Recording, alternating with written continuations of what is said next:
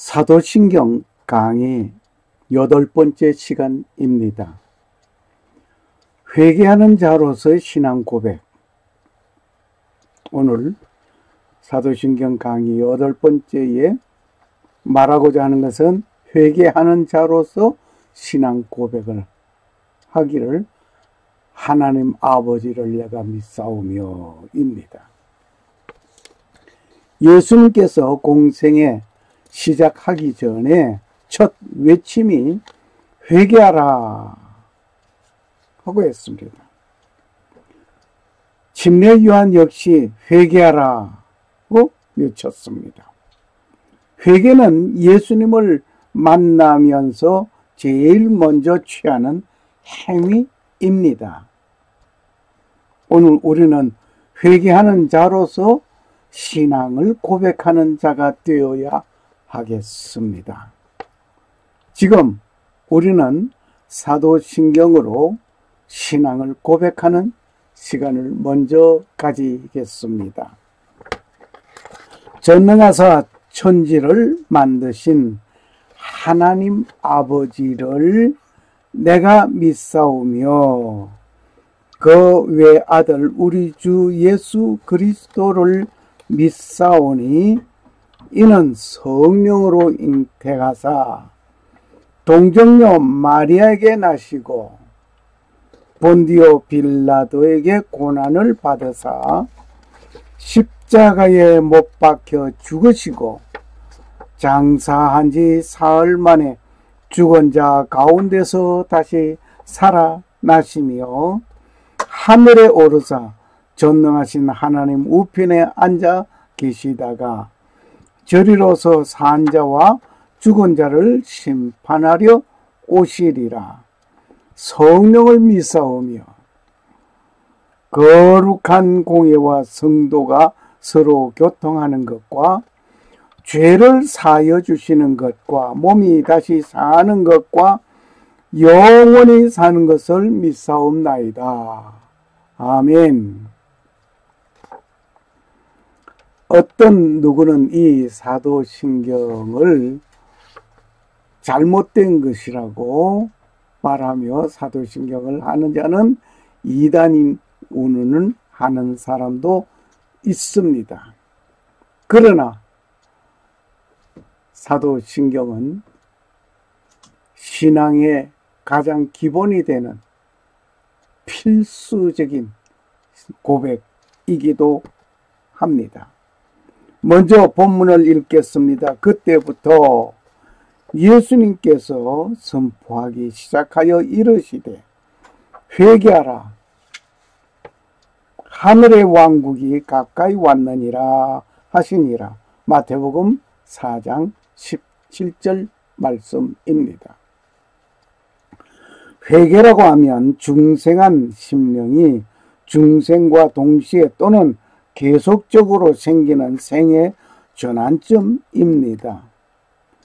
구원받은 자로서 합당한 생활을 영위하는 상태입니다. 회개는 천국에 입성하기 위한 필수적인 것입니다. 곧 회개는 죄를 뉘우치는 것으로 회개가 아닙니다. 그 잘못을 뉘우치고 다시는 그러한 것과 상관없이 완전히 180도로 돌아서야 하는 것입니다. 이런 가운데에서 내가 하나님 아버지를 내가 믿사오며 라고 신앙 고백하는 것은 사도신경은 신앙의 표준이 되기 때문입니다. 회개하는 자로서의 신앙 고백을 오늘 여러분과 내가 해야 하겠습니다. 나만 장군을 보겠습니다. 이 나만 장군, 그가 자기의 온 무리와 함께 하나님의 사람에게 돌아가서 나아가 그 앞에 서서 이르되 보소서 내가 이제 이스라엘 외에는 온 땅에 하나님이 없는 줄을 아나이다. 열왕기 하 5장 15절에 기록된 말씀 봤습니다. 이 나만 장군 하면 우리가 잘 알지요. 문둥병이 걸려있는 그가 이스라엘이 섬기는 하나님의 종에게 와서 요단강에서 몸을 씻으라. 7번 씻으라. 순종하였더니 그 나만 장군은 문둥병에서 해방받은 사실을 우리가 잘 알지요. 이렇게 완전히 자기의 생을 완전히 180도로 돌아서야 되는 거예요. 삭개오를 보겠습니다. 삭개오가 서서 주께 이르되 주여 보소서 내가 내 재물의 절반을 가난한 사람들에게 주겠사오며 만일 내가 거짓 고소하여 어떤 사람에게서 무엇이든지 빼앗았으면 그에게 내 4배로 갚겠나이다 하며 예수님께서 그에게 이르되 그도 아브라함의 자손인즉 이날 구원이 이 집에 이르렀도다. 누가복음 19장 8절 9절 말씀이었습니다. 이 삭개오는 바로 지금까지의 삶을 완전히 정리하고 돌아선 인물이었습니다.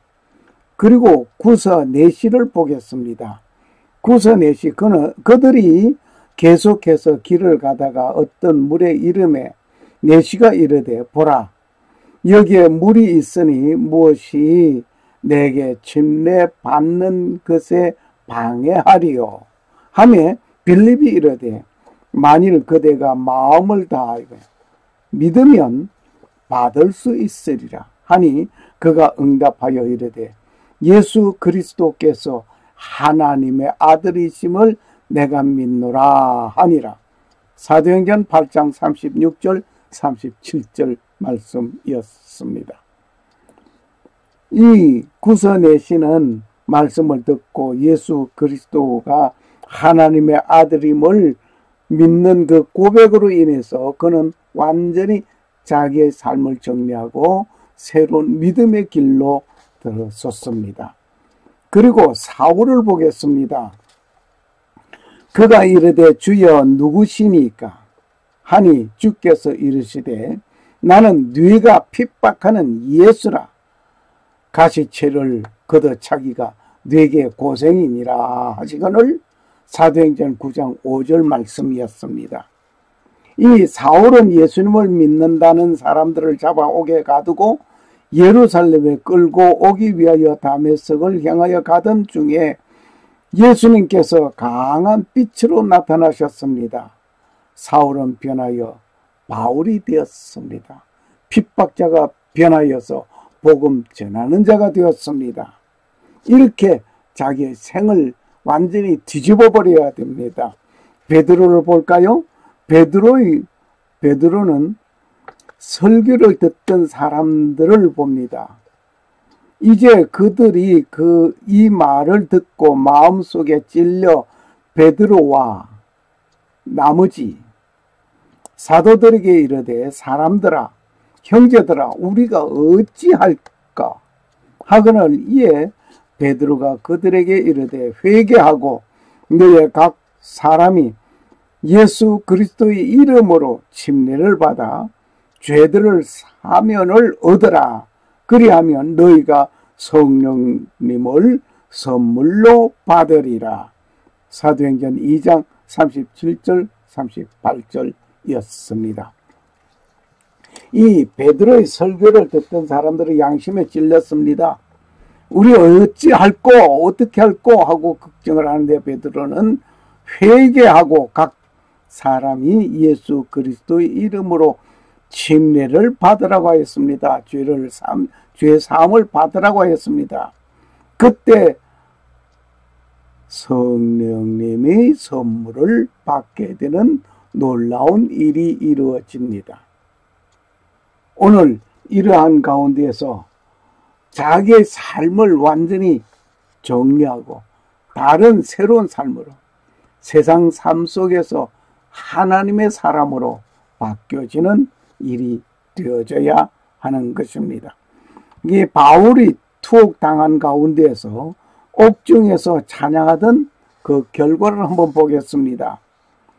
이들을 데리고 나와 이르되 선생들이여 내가 무엇을 하여야 구원을 받으리까 하거늘 그들이 이르되 주 예수 그리스도를 믿으라. 그러면 네가 구원을 받고 내 집이 구원을 받으리라 하여 주의 말씀을 그와 그의 집에 있던 모든 사람에게 말하니라. 사도행전 16장 29절에서 32절을 참고하시면 되시겠습니다. 사도 바울이 얼마만큼 변했습니까? 예수 믿는 자를 핍박하여 잡아 때리고 옥에 가두고 죽이고 하기 위해서 다메섹으로 향하여 가던 그는 완전히 변화해져서 복음을 전하고 하나님을 찬양하게 되는 자가, 그 투옥을 당했을 때 감옥에 가두던 자가 투옥을 당했습니다. 그 투옥된 그 자리에서 찬송을 부릅니다. 그 밤중에 옥문이 열렸습니다. 다 도망간 죄수들이 도망간 줄 알고 자기를 하려고 하던 그들을 향하여 우리가 다 여기 있으니 그러지 말라고 만류합니다. 이때 옥사장 이하 모든 사람들이 예수를 믿게 되는 이런 일이 되어졌던 것입니다. 므낫세를 보겠습니다.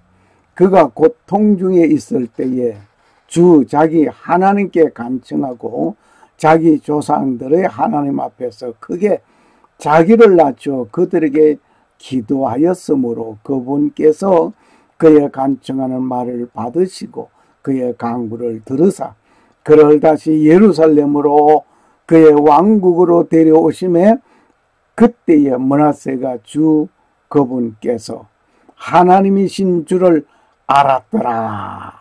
역대하 33장 12절 13절이었습니다. 그러기 전에 하나님을 몰랐던 므낫세가 하나님을 알게 됐단 말이에요. 모르던 자가 알게 됐단 말이에요. 하나님 이외에 살던 사람이 하나님 만나게 되고 하나님인 줄 알고 하나님을 섬기는 자가 되었다 말입니다. 그 이외에도 많은 사람들이 여러 사람들의 회개한 자들의 생활을 볼 수 있겠지만은 이 정도로 나열하고 지나가겠습니다. 그러면 회개의 종류는 어떤 종류들이 있는가? 회개의 종류는 어떤 종류가 있는가? 여기서 한번 우리가 생각해 보겠습니다. 회개에는 기본적 회개가 있습니다. 기본적인 회개가 있고 그리고 일반 회개가 있습니다. 그러니까 기본적인 회개가 있고 일반 회개가 있다. 두 개가 있습니다. 그럼 기본적인 회개에 있어서는 이는 생애에 단 한 번 있는 일입니다. 사울이 다메섹 도상에서 주님을 만난 일입니다. 그리고 그는 바울이라는 이름으로 바뀌어졌죠. 수가성의 사마리아 여인이 주님을 만나서 빚어진 회개, 구서 내시가 하나님의 말씀을 듣고 성령의 역사로 중생함과 일어나 회개의 사건, 이런 것들을 들 수 한 번 이루어지는 사건입니다. 이 기본 회개, 한 번 이루어지는 사건입니다. 그러면 일반 회개는 살아가는 가운데 순간순간 삶의 속에서 잘못할 때마다 행하는 회개입니다. 내가 너희를 씻기지 아니하면 내가 나와 상관이 없다라고 예수님께서 베드로의 발을 씻으려고 할 때 거절을 했습니다. 베드로가 거절했습니다. 그럴 때에 내가 너희를 씻기지 아니하면 너와는 상관이 없다. 그러니까 베드로는 또 그러면 내가 몸 전체를 씻겨달라고 달라듭니다. 순간순간 어느 때든지 잘못을 회개하는 자가 되어져야 돼. 그러니까 기본 회개는 일평생에 한 번 하는 것이고 일반 회개는 순간순간 잘못할 때마다 회개하는 것입니다. 예수님께서 그에게 이르시되 이미 씻긴 자는 모든 것이 깨끗함으로 발밖에 씻을 필요가 없느니라. 너희가 깨끗하나 다는 아니라 하시니 요한복음 13장 10절 말씀이었습니다. 회개하는데 필요한 요소들이 있습니다. 회개하는데 뭘 또 요소가 필요하냐 하겠지만은 필요한 요소들이 있습니다. 지적 요소가 필요합니다. 지식적 요소가 필요하다면 내가 이거 잘못했다. 이러한 것 말입니다.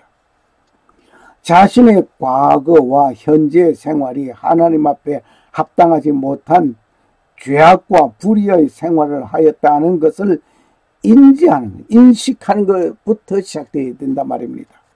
그러므로 율법의 행위로는 어떤 육체도 그분의 눈앞에서 의롭게 될 수 없나니 율법으로는 죄를 알게 되느니라. 로마서 3장 20절 말씀이었습니다.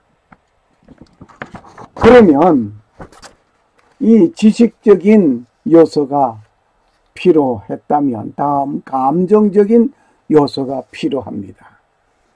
감정적인 요소. 잘못을 원통하게 여기고 통회하는 일입니다. 베드로는 3번 주님을 모른다고 부인하였습니다. 하지만 닭 울음소리에 예수님의 말씀이 생각났습니다. 그는 통회하였습니다. 다윗 왕은 우리아를 죽이고 그의 아내를 아내로 맞이했습니다. 나단 선지자의 책망을 듣고 통회하였습니다. 하나님께서 구하시는 희생물은 상한 영이라 오 하나님이여 상하고 통회하는 마음을 주께서 멸하지 아니하시리이다. 시편 51편 17절 말씀입니다. 우리가 지식적으로 잘못됐다 했으면 마음속에 통회하는 이런 감정이 있어야 된단 말이에요. 하나님은 상한 심령을 원하십니다. 통회하는 심령을 원하십니다. 제사를 원하기보다 통회하는 상한 심령, 회개하는 심령을 원한단 말입니다. 그리고 필요한 요소는 의지적 요소가 필요합니다. 생의 목표가 전환되고 삶의 방식이 바뀌어지는 것입니다. 잘못을 끊고 하지 못한 선한 일들을 실행하기 위하여 생활 방식을 전환하는 것입니다. 진정한 회개는 죄를 아는 것 가지고 회개하는 것이 아닙니다. 죄를 슬퍼한 것 가지고는 회개가 아닙니다. 의지적인 요소까지 이루어져야 합니다. 가룟 유다는 스승이신 예수님을 은 30에 팔았습니다. 그는 이것이 잘못이라는 사실을 알았습니다. 회개 첫 단추를 열었습니다. 그리고 슬퍼했습니다. 두 번째 단추도 열었습니다. 그러나 그의 삶의 방향을 바꾸지 못하였습니다. 그는 선택한 것이 자살로 끝을 맺었습니다. 자살은 살인입니다. 계명에 말씀하시기를 살인하지 말라고 하였습니다. 왜 자살이 살인이라고 보는가 라고 반문하시는 분이 계실 것입니다. 즉 내 생명은 내가 끝낸 것인데 무슨 말을 하느냐고 하겠지만 그 생명이 자기 것이 아니라 하나님께서 그에게 맡겨 놓으신 것입니다. 그러므로 자기 것이 아니요 하나님의 것을 내가 잘 간직하고 있어야 된단 말입니다. 중생한 은혜는 철저한 회개하는 자에게 임하는 것입니다. 주님의 사죄와 은총은 철저한 회개를 통하여 체험하는 것입니다. 성도의 경건 생활과 감사 생활은 철저한 회개를 통하여 이루어지는 것입니다. 우리는 순간순간 주님의 이름으로 철저히 손발을 씻듯이 회개하는 자가 되어야 할 것입니다. 예수님은 철저하게 회개하는 자를 기뻐하십니다. 회개하는 자가 천국에 입성하게 되는 것입니다. 마귀는 미워하게 하고 고통과 괴로움을 주게 하는 장본인입니다. 끝으로 믿음으로 구원에 이르게 됩니다. 믿음으로 구원에 이르게 된다. 믿지 않고는 하늘나라에 입성할 수 없습니다. 믿으려고 하니 회개하는 것입니다. 회개하지 아니하면 믿음이 없습니다.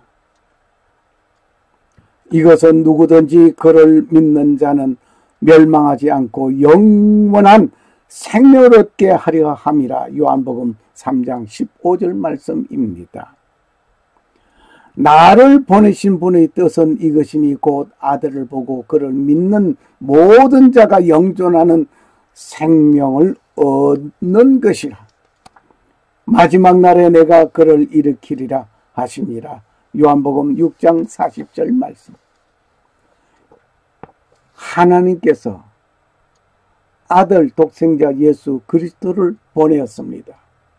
그 보내신 분의 뜻이 뭐냐? 왜 보냈느냐? 아들을 보고 믿게 하기 위한 것입니다. 아들을 보고 믿는 모든 자는 영존하는 영생을 얻는 것이라고 했습니다. 그 모두가 아들 예수 그리스도를 믿고 영생함을 얻는 것이 아버지의 뜻이라 말입니다. 주님 뜻대로 살기로 했네 라고 하면서 무엇이 주님의 뜻인지 궁금해서 철야 기도를 하는 사람이 있고 산에 가서 산기도하는 사람이 있고 뭐 여기서 저기서 무척 하나님의 뜻이 무엇이냐고 그러며 찾아 헤매는 사람이 있고 또 상담하러 다니는 사람도 있는 것을 저는 압니다. 그래 아버지의 뜻이 뭐냐?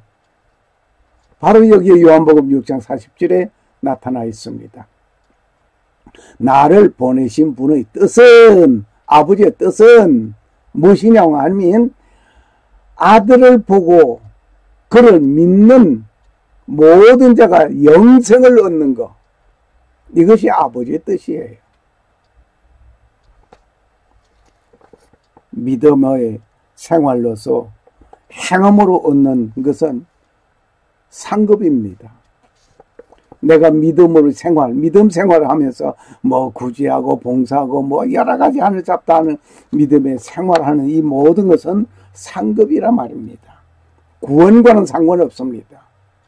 내가 구원받기 위해서 내가 전도 생활을 하고 구원받기 위해서 내가 봉사 생활을 하고 구원받기 위해서 어디 가서 뭘 하고 이것이 아니라 믿음으로 생활하는 모든 것은 상급에 이루어지는 것이다 말입니다.